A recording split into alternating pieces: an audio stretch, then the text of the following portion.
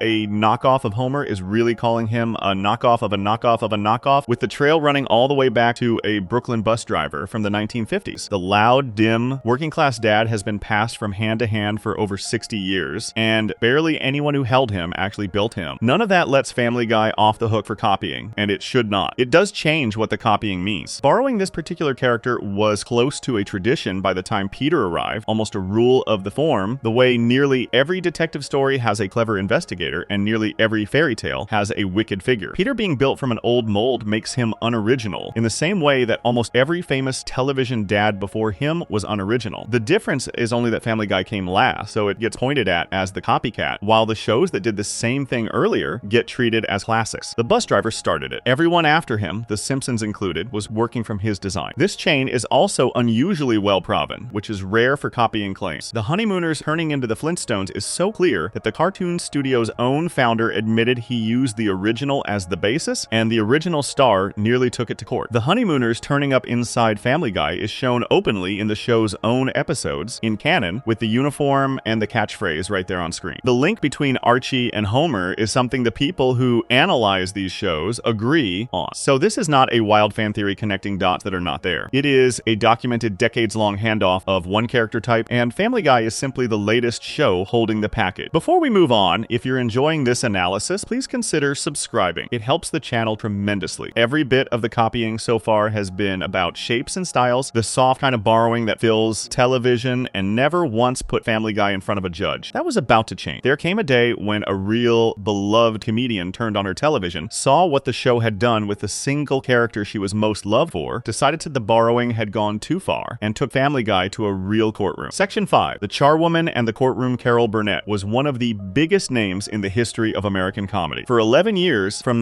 1967 to 1978, she hosted The Carol Burnett Show, a sketch comedy and variety program that became a Saturday night institution for millions of families. It ran skits, songs, and dance numbers. It made stars of the people around her, and it collected armful after armful of awards. By the time it ended, Carol Burnett was not just a famous comedian. She was a beloved one, the kind of performer that several generations grew up trusting and adoring. Out of all the characters she played over those 11 years, one became her true mascot. People called her the Charwoman, which is an old word for a cleaning lady. The Charwoman was a sweet, lonely scrub woman in a shapeless outfit who pushed a mop around an empty stage. She rarely spoke. Instead, she would stop her cleaning and drift off into daydreams, imagining a bigger and brighter life for herself, and the gentle sadness of her was a huge part of why people loved her. The Charwoman appeared as a little cartoon doodle in the show's opening, and Burnett often closed the show connected to that warm, humble image. The character was tender, innocent, and completely clean in every sense of the word. There was one more piece of the Carol Burnett Show that mattered deeply to her, and it was personal. At the end of nearly every episode, Burnett would tug on her own earlobe. To most viewers, it looked like a small, sweet habit. The truth behind it was tender. The ear tug was a secret hello, a silent message to her grandmother, the woman who had raised her. Every week, in front of the whole country, Burnett quietly told her grandmother that she loved her and was thinking of her, using nothing but a tug on the ear. That little gesture belonged to her in the most private way a public gesture can. In April of 2006, Family Guy reached into all of that and used it for a 5-second joke. The episode was called Peterotica, and it came in the show's 4th season. Near the start, Peter and his friends walk into a sleazy adult shop, a place the show names Pornoslavia, joking that it used to be a chicken restaurant. Peter looks around and says the place is cleaner than he expected for that kind of store. One of his friends explains why. He tells Peter that Carol Burnett works there part-time as a janitor. The screen then cuts for less than 5 seconds to a cartoon version of the Charwoman mopping the floor of the porn shop. Around her sit blow-up dolls, a rack of dirty movies, and a curtained-off little room for private viewing. As the cartoon Charwoman mops, a slightly changed version of Carol Burnett's own theme music plays underneath the scene. Carol Burnett was not amused. Nobody from Family Guy had asked her for permission to use her most treasured character, and she was not a woman who let that kind of thing slide. Years earlier, she had taken a tabloid newspaper to court for printing a false story about her, and she had won. She had a long, proven history of guarding her name and her dignity. So when she saw her gentle cleaning lady drop into a pornography shop, mopping next to inflatable dolls while her own theme song played, she decided to fight it. Nearly a year after the episode aired, in March of 2007, she filed a lawsuit against 20th Century Fox, the studio behind Family Guy, asking for $2 million. Her complaint listed several wrongs. Family Guy had used her Charwoman character without asking, which she called copyright infringement, the legal term for taking someone's creative work without permission. The show had played a changed version of her theme song. The characters had made reference to her private ear tug, and by using her name and her likeness this way, she argued the show had stepped on her right to control how her own image got used. To Carol Burnett, this was not a harmless little nod. It was the theft and twisting of the things she held dearest. The reason it cut so deep is the clash between the two pictures. The Charwoman was built out of daydreams and loneliness and warmth, a soft character meant to make people feel something tender. The ear tug was a love note to the grandmother who raised her. Family Guy took both of those gentle, personal creations and planted them in the middle of a porn shop for a quick laugh. The gag worked precisely because the Charwoman was so wholesome. Putting something that pure in a place that dirty was the whole joke. For the woman who made the character, that was the part that stung, watching her sweetness used as the setup for a crude punchline she never agreed to. There is a small, telling detail buried in the court papers that shows how loosely Family Guy had grabbed all this. The lawsuit pointed out that the Charwoman never actually tugged her ear on the Carol Burnett show. The ear tug was something Carol Burnett did as herself at the close of the program, not something her cleaning lady character ever did. So in mashing the Charwoman and the ear tug together into one joke, Family Guy had blended two separate things that did not even go together in the original. The show had borrowed her work and gotten the details muddled while doing it. Fox did not back down. The studio refused to cut the scene from the episode, and it built its defense around a single word: parody. A parody is a joke that imitates something famous in order to poke fun at it, and the law gives parody a lot of room. Fox argued that Family Guy was allowed to make fun of a famous person and her famous character, and that the law protected exactly this kind of joke. Then the studio threw a sharp punch back at Burnett herself. Her own show, Fox pointed out, had been built on mocking and spoofing famous people and famous movies for 11 years. The Carol Burnett show was packed with parodies of stars and films. The studio's argument was blunt. A woman who made her entire career out of parodying other people could not turn around and sue when someone parodied her. That clash, whether a parody king or queen can complain about being parodied, became the heart of the case. On June 4th of 2007, a judge gave his answer, and Family Family Guy won. United States District Judge Dean Pregerson threw the lawsuit out. He ruled that the Family Guy joke, ugly as it was, counted as parody, and was protected by the part of American law that guards free speech. He leaned on an important older free speech case as his guide, one that had protected a magazine's crude joke about a public figure years before. And he did something unusual in his decision. He openly said he understood how distasteful and offensive the scene was to Carol Burnett. He did not pretend the joke was kind. He simply said that famous public figures get parodied and mocked, that it is part of being famous, and that it takes far more talent to create a character as lovely as the charwoman than to drop her into a crude joke. He suggested that maybe Burnett could find some small comfort in knowing that her creation was the work of real skill while the joke about it was not. With that, the case was over. Burnett received nothing. The episode kept airing exactly as it was, with the cartoon charwoman still mopping that porn shop floor. This was the first time Family Guy's borrowing dragged the show into an actual courtroom, and the show walked out without a scrap. Every kind of copying in the earlier parts of this story stayed in the realm of taste and influence. A family that looked like another family. An opening stitched from older openings. A dad poured from a mold 60 years old. None of that ever put Family Guy in front of a judge, because borrowing a general shape or a character type is not against the law. The Carol Burnett fight was different in kind. The show had grabbed one specific real person, her exact character, her exact theme song, and her private gesture, and used all of it without asking. That is the hard kind of copying, the kind that takes a particular thing from a particular person. And the court said even that was allowed, as long as the show could call it a joke. The ruling drew a line that would shape everything Family Guy did afterward. The lesson was simple and powerful. As long as the show could wave the word parody, the law would stand in front of it like a shield. Even when a beloved star was genuinely wounded, even when the borrowing was crude and unfair, even when the show had not bothered to get the details right, the judge himself admitted the joke was offensive while ruling that it was legal. So Family Guy ended up in a strange spot, in the right under the law and arguably in the wrong as a matter of decency, both at the same time. The show had learned that it could take from real people and win. None of this is guesswork or fan theory. The Carol Burnett case is as solid as a fact can get. There is a named comedian, a named studio, a named judge, a filing date, a ruling date, a dollar amount, and a written decision that anyone can read. The only thing left to argue about is whether what Family Guy did was fair game or simply cruel, and even the judge who let the show win called the joke distasteful and offensive to her face in his ruling. The law and basic kindness pointed in opposite directions, and the law won. Before we move on, if you're enjoying this analysis, please consider subscribing. It helped the channel tremendously. The Carol Burnett battle was fought over 5 short seconds, and a sweet, mop-pushing cleaning lady. The next courtroom fight would be larger and far angrier, because Family Guy had set its sights on something even more sacred. The show had taken one of the most famous and most wholesome songs ever written, a gentle tune that millions of people tied to childhood, to wishing on stars, and to the warm magic of Disney, and had rewritten its words into something so hateful that the company guarding that song decided a lawsuit was the only possible answer. Section 6, the song that got them sued there, is a song that almost everyone has heard, even people who could not name it. It is soft, slow, and full of hope, the kind of tune that makes a room go quiet. It came from the 1940 Walt Disney movie Pinocchio, where a little cricket named Jiminy sings it about how if you wish hard enough on a star, your dreams can come true. 2 songwriters, Ned Washington and Lee Harleen, wrote it. It won the Academy Award that year for Best Song. In the decades since, more than 100 singers and orchestras have recorded it, and it has been played in countless movies, shows, and commercials. Over time, it became something larger than a single film song. It turned into the signature sound of the entire Disney company, the gentle tune that plays as the castle appears on screen. Few pieces of music in the world are more tied to childhood, wonder, and wholesome family magic. The song is called When You Wish Upon a Star, and a company called Bourne owns it in the United States. Family Guy took that song and turned it into something a lot of people found stomach-turning. The episode was named When You Wish Upon a Weinstein. In it, Peter loses the family savings to a con man selling fake insurance, and he decides that what he really needs to fix his money problems is a Jewish person, because he believes the old false idea that Jewish people are naturally good with money. So Peter walks to his window, gazes up at the night sky, and sings a slow, hopeful song to the stars, set to the exact tune of When You Wish Upon a Star. The words are different. The melody is nearly the same, so close that the very first notes match the original. The pure, dreamy wishing song had been rewritten into a man wishing for a Jew. Family Guy called the new song I Need a Jew. The composer who shaped the music was Walter Murphy, a man who writes the music for the show. In the rest of the episode, Peter befriends a Jewish accountant named Max Weinstein, and then tries to turn his own son Chris into a Jew, convinced it will make the boy smarter. The people running the Fox network looked at this and got scared. They worried that the song and the whole episode could be seen as hateful toward Jewish people, and they decided not to let it air on their channel. The finished episode got locked away for about 3 years. It first slipped out on a home video collection, then aired late at night on the Adult Swim channel in 2003, and finally a cleaned-up version made it onto Fox in 2004. One line in the song frightened the executives most of all. In its first version, Peter sang a line blaming Jewish people for killing his Lord. The creator of the show recorded a softer version of that line for the airings on television, swapping the accusation for a gentler line where Peter says he does not think they killed his Lord. The change shows how nervous everyone was about what the original had done. The people who made the episode have always argued that it was never meant to be hateful, and their side deserves a fair hearing. Their defense is that the joke is aimed at Peter, not at Jewish people. The entire point, they say, is that Peter is a clueless fool who believes a dumb stereotype, and the episode treats him as the idiot for thinking that way. By the end, Peter learns that being good at life has nothing to do with a person's religion. To back this up, the creators showed the script to 2 rabbis before it aired, and both of them approved it because Peter ends up learning the right lesson. A large share of the show's writing staff was Jewish. The writer of this particular episode was Jewish. The actor who voiced the rabbi was Jewish. Even the actor who voices Peter's son, Chris, the boy Peter tries to convert, is Jewish in real life. So the makers insisted they were laughing at bigotry, not joining it. Not everyone agreed. Some viewers found it offensive anyway, and one critic dismissed it as too empty to even be funny. The argument over whether the episode was clever or cruel never fully settled. The bigger danger to the show did not come from offended viewers. It came from the company that owned the song. In October of 2007, Bourne, the holder of When You Wish Upon a Star in America, filed a lawsuit in a federal court in New York. The company aimed wide. It named the Fox businesses, the Cartoon Network, the production company behind Family Guy, the show's creator Seth MacFarlane personally, and the composer Walter Murphy. The complaint was blunt. Bourne said Family Guy had taken the music of its cherished song, slapped hateful new words on top of it, and put it on television without permission. By chaining their pure, beloved tune to such ugly content, the company argued the show was poisoning the song's good name and dragging down its value. Bourne wanted money, and it wanted the episode's spread shut down. One detail made the fight sharper than it first looked. Before Family Guy ever used the tune, the show had gone to Bourne and asked for permission to use When You Wish Upon a Star. Bourne had said no. The show used it anyway. So there was no innocent mix-up here, no case of someone forgetting to ask. The creators asked, got turned down, and went ahead regardless, betting that a certain corner of the law would protect them even without the owner's blessing. That bet is what the whole case came down to. The law in question is the rule that lets people reuse a famous work without asking, as long as they are making fun of that very work. The idea behind it is that comedy and commentary would die if every joke about a famous song or movie required the owner's approval, since owners would simply refuse to let anyone mock them. So the law carves out room for this kind of mockery. There is one big catch built into the rule, though, and the whole trial turned on it. The joke has to be poking fun, at least in part, at the actual thing being borrowed. If a person grabs a beautiful famous tune just to use it as a wagon to haul a joke about something completely unrelated, the protection gets much weaker. Bourne leaned its entire case on that cat. The company argued that I Need a Jew was not making fun of When You Wish Upon a Star at all. In Bourne's telling, Family Guy had simply used the lovely melody as a delivery system for an ugly joke about Jewish people, which would make it the unprotected kind of borrowing and would mean the show should lose. Fox came back with a clever 2-part answer, both parts claiming the song really was making fun of the original. The first part went after the meaning of the Disney song. When You Wish Upon a Star sells a soft, magical promise that if you just wish hard enough, everything will work out. Family Guy, Fox argued, was mocking exactly that gooey, everything is wonderful view of the world by jamming it up against Peter's stupid, childish, prejudiced way of thinking about an entire group of people. The clash between the sweet melody and Peter's idiotic wish was the joke, and the joke deflated the song's syrupy innocence. The second part was bolder. The man behind the whole Disney empire, Walt Disney, had long carried a reputation in some circles for being prejudiced against Jewish people, and his signature song is forever stuck to his name and his company. So a song that touches anti-Semitism while riding on the most Disney tune of all could be read as a sharp jab at Walt Disney himself. Family Guy was not only mocking the song's sweetness, it was needling the legend who made it. In March of 2009, the judge handed down her decision, and Family Guy won. United States District Judge Deborah Batts threw Bourne's case out. She ruled that I Need a Jew counted as a real parody, the protected kind, because it did at least partly comment on the Disney song. She agreed that the Family Guy version mocked the original's warm, fuzzy, everything is magical view of the world as something close to nonsense, and she agreed it could reasonably be read as a poke at Walt Disney's reputation. To explain her thinking, she leaned on a famous earlier decision from the highest court in the country, one that protects this kind of mocking reuse and warns that copyright law must not be applied so stiffly that it strangles creativity and comedy. She also noted argued that the show had taken only as much of the original tune as it needed to make the joke clear, which counted in its favor. The judge made one deeper point that cuts to the heart of the whole story. A famous, beloved, wholesome work, she reasoned, has to expect that sooner or later somebody will come along and poke holes in its sweetness. The very purity that makes Bourne's song so valuable, its ties to Pinocchio and Disney and childhood wonder, is exactly what makes it such a tempting target for a comedian who wants to take the wind out of something so lofty and pure. The law, she explained, partly exists to protect new jokes from owners who simply want to shield their precious creations from any mockery at all. A company cannot use copyright as a wall to keep its work safe from being laughed at. With that, the lawsuit was over, and the song's owner walked away with nothing. That made it 2 trips to court for Family Guy and 2 clean wins, both built on the very same shield, the single-word parody. And this case stretched the line even further than the Carol Burnett fight had. With Burnett, the show grabbed a sweet character and stuck her in a crude place. Here, the show took one of the most sacred, family-friendly songs in the entire country, bent it into a tune about a hateful stereotype, got told no when it politely asked to use the song, used it anyway, and still came out the winner. The soft pattern from the earlier parts of this story was hardening into a hard rule the show relied on. As long as Family Guy could stand up and argue that it was making fun of the thing it borrowed, the law would plant itself in front of the show like a bodyguard, even when the thing borrowed was Disney's own holy song. None of this is fuzzy or up for grabs as fact. There is a named song with named writers, a named movie, a named episode, a filing date, a named judge, a ruling date, and a long written decision that anyone can read today. The only thing still open is the judgment of the heart, and that part has 2 honest sides. On one side, the show plainly lifted the music of a famous song without permission after being flatly refused and turned it into something many people found vile. On the other side, a real judge studied it carefully and decided it was a legitimate joke that commented on the original, the kind of thing the law is built to protect, and the episode's defenders make a fair point that the laughter was aimed at Peter's stupidity, not at Jewish people. Whether it was disrespectful theft or protected art is something reasonable people still argue about. The law, though, gave its answer, and the answer was that the show was free to do it. Before we move on, if you're enjoying this analysis, please consider subscribing. It helps the channel tremendously. The next courtroom battle turned that whole shape inside out. This time, Seth MacFarlane was the one accused of being the thief over the biggest movie of his career, a film about a filthy-mouthed teddy bear that earned hundreds of millions of dollars. The ones pointing the finger were small, nearly unknown creators who claimed the whole idea had been ripped straight out of their own little cartoon, and they showed up with side-by-side proof for a judge. Section 7, the teddy bear trial in 2012. Seth MacFarlane stepped away from television and made his first big movie. It was called Ted, and he wrote it, directed it, and voiced the main character himself. The story starts with a lonely little boy who wishes that his teddy bear could come to life. One night, the wish comes true, and the stuffed bear gets up and starts talking. The bear becomes briefly famous as a living toy, then fades from the spotlight, and over the years, he and the boy grow up together. By the time the boy is a grown man, played by Mark Wahlberg, the bear named Ted has become a foul-mouthed, beer-guzzling, pot-smoking slob who lazes around on the couch, swears constantly, and chases women. The movie was a giant hit. It earned around $550 million around the world on a budget of about $50 million, and it became the highest-earning grown-up comedy of its kind ever made up to that point. For MacFarlane, Ted was the biggest success of his career outside of Family Guy. Something changed with this story, though. For the first time in this whole tale, the finger of blame turned around and pointed back at MacFarlane. Up to now, he and his show had always been the ones reaching out and grabbing other people's creations. A family that looked like another family, a song lifted from Disney, a character borrowed from a beloved comedian. With Ted, MacFarlane found himself standing on the other side. Somebody stood up and said that he was the thief and that his $500 million bear had been stolen from them. The accuser was a small company almost nobody had ever heard of, named Bengal Mangle Productions. They were not famous legends with a classic to protect. They were a tiny outfit that had made low-budget videos for the internet. Starting around 2008 and 2009, they had created a character named Charlie the Abusive Teddy Bear. Charlie first showed up in a web series called Acting School Academy, and later got his own separate set of videos. These little films lived on websites like YouTube and Funny or Die, the kind of places where anyone can post a clip. Over a few years, between 2009 and 2012, the Charlie videos collected around 1.2 million views. That is a real audience for a homemade web series, though it is a speck next to a movie that hundreds of millions of people paid to see. Charlie the Bear, as Bengal Mangle described him, lived in a grown-up human world surrounded by human friends. He had a taste for drinking, smoking, drugs, and prostitutes. He had a temper and anger problems, he hated vegetables, and he was written as a washed-up former child star whose fame had dried up. He was crude and vulgar, always reaching for a dirty joke. He even posted messages on social media poking fun at other famous bears, including Winnie the Pooh. He was, in short, a nasty little teddy bear behaving like the worst kind of adult. Looking at the two bears side by side is what gave Bengal Mangle the nerve to sue, and the match was not nothing. They're Charlie and McFarlane's head lined up point after point. Both were teddy bears living in an adult human world, surrounded by human friends rather than other toys. Both were crude, foul-mouthed drinkers and smokers who spent their days slumped on a couch. Both were washed-up former celebrities who had once been famous and then faded. Both had even posted jokes online mocking Winnie the Pooh. In their lawsuit, the company laid photos of the two bears next to each other, each one holding a beer, and they listed lines from each character that sounded alike. In one pairing, Charlie declared that his entire mission in life was to drink, while Ted cracked a joke about drinking on Tuesday night just to celebrate the fact that it was not Monday. To Bengal Mangle, these were not two different characters who happened to rhyme. They were the same vulgar bear wearing two different names. The company also tried to show that McFarlane could have actually seen their bear before he made his. They pointed out that McFarlane had been active on Funny or Die, one of the very websites where the Charlie videos were posted during the years before Ted hit theaters. Their argument painted a clear and damning picture. A foul-mouthed teddy bear had been sitting online, gathering over 1 million views on a site McFarlane used for around 3 years, and then he came out with a nearly identical foul-mouthed teddy bear and made a fortune off it. Laid out that way, it sounded like a simple case of a rich creator lifting an idea from struggling little artists who could not fight back. So in July of 2014, more than 2 years after Ted opened, Bengal Mangle filed its lawsuit in a federal court in Los Angeles. They named Seth MacFarlane, the big studio Universal that released the film, and the companies that produced it. The charge was copyright infringement, the legal term for stealing someone's creative work. They wanted money, and they wanted to block the sequel since Ted 2 was already on the way for the following year. The whole 16-page complaint was built around one idea, that Ted was a stolen copy of Charlie. Doubts about the case showed up almost immediately, even from people with no stake in it. Writers covering the lawsuit questioned whether a man as buried in projects as McFarlane really had the time to dig through the deep, messy corners of YouTube looking for ideas to steal. When reporters actually compared the matching social media posts the lawsuit pointed to, the posts looked only loosely alike, with few lines truly phrased the same way. Some writers were blunter still. They said Charlie the abusive teddy bear simply was not very funny, and that judging by how few people seemed to like the videos, the world had not exactly been clamoring for him. There was also a bigger, more basic problem hanging over the whole thing. A rude, drinking, swearing talking teddy bear is not a rare or hard idea to come up with. Crude talking toys and filthy mouth puppets had been a comedy staple for ages. Two different people landing on a vulgar teddy bear on their own without ever meeting is entirely possible. The case then moved into the stage where the truth usually comes out, the part where both sides dig through all the evidence. Lawyers comb through emails, early drafts, notes, and records, trying to piece together who knew what and when, and exactly how each thing was made. This stage matters enormously for a copying claim, because proving copying takes two separate things. First, the accused person has to have actually seen the original work. Second, they have to have actually copied from it. Just looking similar is never enough on its own. The world is full of people who invent the same kind of idea separately, never having crossed paths, and the law does not treat that as theft. So the digging was meant to answer the real question. Did McFarlane ever truly see Charlie, and did he truly copy him, or did he build Ted on his own and simply land near the same idea? What happened next was the most striking ending of any case in this whole story. In March of 2015, after all that evidence had been pulled apart and examined, Bengal Mangle did not lose the case to a judge. The company dropped the lawsuit itself, and they did not slink away in silence. In the official papers that ended the case, Bengal Mangle put its conclusion in writing. The company stated that, based on what the evidence had shown them,